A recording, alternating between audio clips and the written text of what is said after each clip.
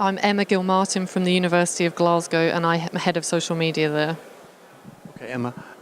Right, you're from a university that's got a reputation for being one of the leading universities using social media in the UK. So what do you do that's so special? I think it's investing in the right team. We've got skill sets to create content in-house, so we can create video content in-house and turn it around really quickly so that we're able to join conversations that are happening in real time.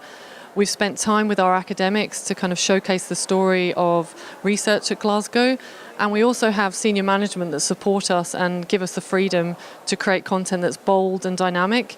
And I think as a sector, we're pretty conservative, especially if we're a university that's as old as Glasgow is, 567 years old.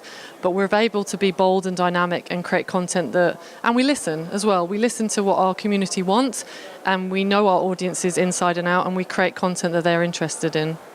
Okay, who's the audience? We have multiple audiences. We have our current students, and that's really important. They're sometimes lost, so we spend a lot of time creating content for them. And that in turn can be used for prospective students because it's showcasing the student and campus experience. We have our alumni, and we have the media. They pick up stories a lot from social media these days because print journalism is on the decline.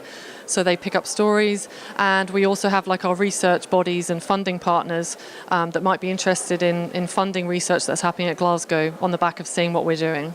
Okay, it's quite dramatic what you're doing. Did you have any opposition when you started out? We've been quite lucky, I would say, that our Principal and Vice-Chancellor, Anton Muscatelli, really gets social media. He's on Twitter himself and uses it really well. And occasionally we have to convince people, so that it's been a lot of hard work in terms of internal communications and banging our drum really and saying we're doing well. So please see that we're doing well for the university and keep investing in us. What channels do you use most effectively? We use a lot of channels effectively, but I would say our key ones still are Facebook, Twitter, Snapchat, but lesser so recently, and probably Instagram, and Instagram stories is a key one. But we also use Chinese channels like Sina Weibo and WeChat because we have a big Chinese audience with current students and our alumni, so we need to reach out to them and communicate with them as well. And why do you do this? Why? Because we want to do many things. We want to showcase the University of Glasgow as a great place to come and work and study. We have amazing research happening at the university, and it's about using social media to bring that research to life and to make it accessible to everyone. And it's also about building our brand and international profile, and of course attracting the best students to come and study at us. And what advice would you give to European university comms people who are here at this conference?